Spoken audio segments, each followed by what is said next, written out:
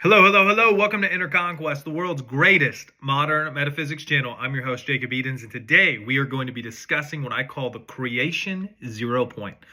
So when you're thinking about thinking, you want to understand that essentially what you are is a creator of your reality on what is considered the metaphysical and physical senses, okay?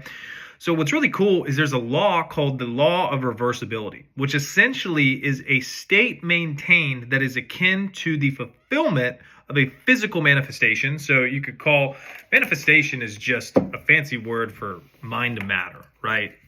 Unseen to seen. So if I have this thing right here, essentially what this is a solidified state of consciousness, which is considered awareness, right? So solidified state of awareness. I'm aware of the dimensions of this thing and it's physical, okay?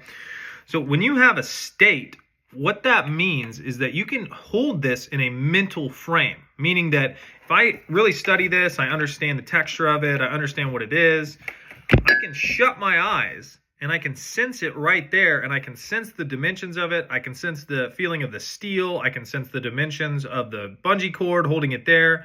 And then I open my eyes, and then I can physically interact with it, okay? So law of reversibility is essentially understanding that you can invert the process of experience.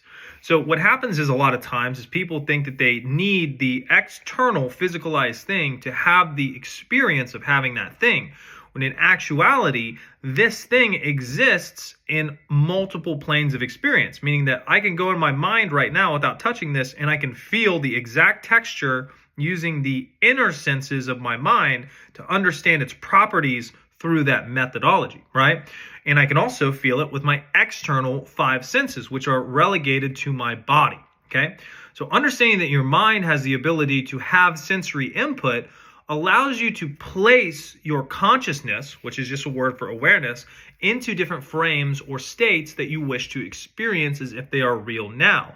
This is also considered to be fourth dimensional thinking. So if you think linearly, you think from point A to point B to point C, okay? There's nothing wrong with that, but thinking fourth dimensionally takes into account that even if you're thinking that I need to do this, then this, then this, and this whole timetable is observed right now. You're observing that trajectory from a now moment, and you're giving yourself an experience of traveling through time, but you're statically observing that right now. It's the same thing of thinking of the past. You're thinking of it right now. Thinking of the future, you're thinking of it right now. So as you understand that you can put your mind into any state, you can understand that the reality within which you are living is essentially a field of assumed states. So you've accepted certain things to be true. So for example, my car downstairs, I assume it is downstairs because I've seen it every day, I get in there and I drive it, right? So you could call that a conditional assumption. But if you want to create something new that you haven't had before, you can also enter in the state as if you have it right now. Meaning that if you want a new car, you can assume in the same way that, my Ford Fusion is downstairs, I can assume that there is a Hummer downstairs, right? And I can give myself in this now moment the essentially experience of having that car right now and just assume that that has replaced the other thing that I have, right? Now, this is something that you have to play with because this can't be taught. This has to be experienced, right? When you think and assume and hold an assumption, as per Neville Goddard and other people, those assumptions harden into facts, which means that your mind has a direct correlation on the physical world, right? So you have the ability to create and cultivate reality through holding assumptive states as if they are present now, okay? So what happens when you hold a state as if you have something now, and then you go and you look at it, and the physicalized version of the world hasn't changed? Well, you have to understand that the physicalized world is essentially a latent reverberation of all previous states and assumptions that you've been holding through the entirety of your life. So if you've assumed, right, something like money, that you haven't had money for a long time, and you start to assume, day after day, week after week, that you have money, Your external reality is essentially reflecting what you have assumed in the past. So this brings us to the concept of what you would call conviction, faith, and persistence. Because when you have something that you assume needs a time delay, you would want to take that time delay and replace that word with you assumed with weak conviction that it is here now, right? What that means is if I'm going to jump off a diving board, right? And I have conviction, I go and I jump off the diving board. I'm like, this is going to be fun, dude. And I jump off the diving board. If I have weak conviction, I get up there and I'm like, ooh. And then I get up there, I get scared, a little wind hits me, and I go, ooh, I can't jump off a diving board, and I run away, right? My conviction is low. So if you have low conviction, essentially what that means is that the external reality can dictate you and mold you and move you around, okay? So when you have conviction, that is the closest thing to having shortened time delays that you could experience. No, this is here now. No, this is here now. No, this is here now.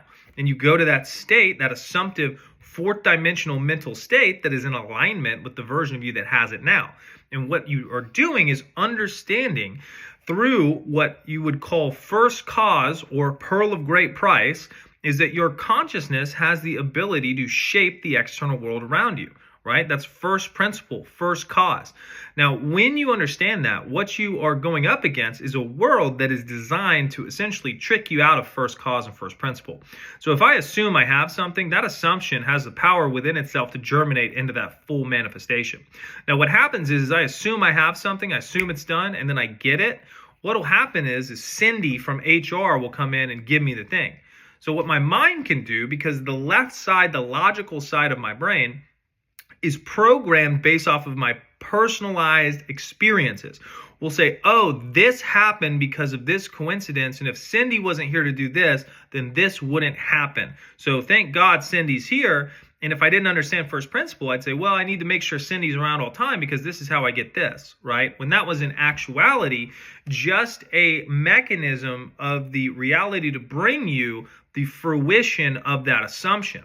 Okay, so understanding assumption gives you power back in your life because it puts you into what's called first causation, first principle.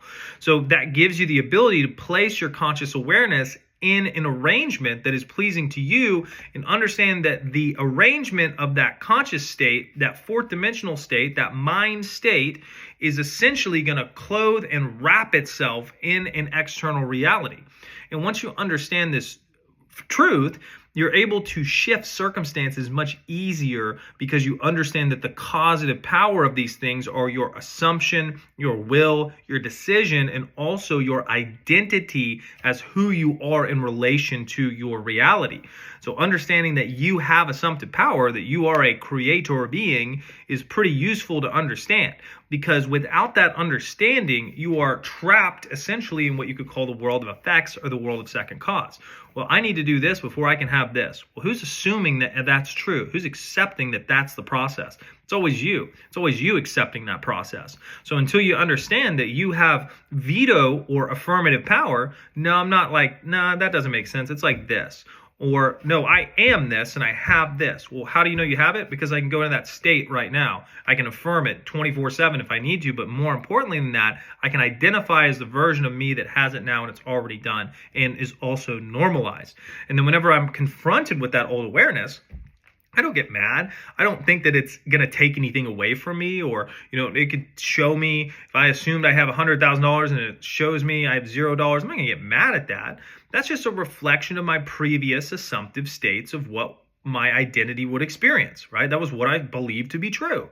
So if I'm living in a reality that is a blueprint of what I previously perceived to be true, and I previously had no belief in this thing as me being the version who has it, in fact, I was the exact opposite, then it's only natural for some ramifications of that old identity to be shown to me as I remain constant in that inner version of myself that is my ideal, right?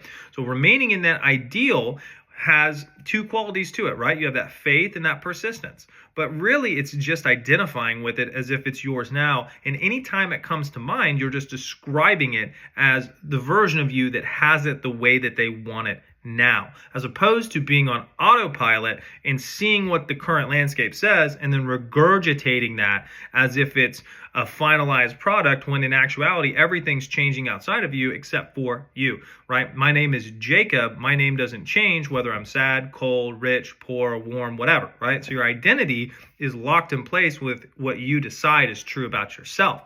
So as long as you can stay consistently true about who you are, what you have or what you do or what you want, as if it's here now, then this reality must conform to that and you'll be able to get what you want.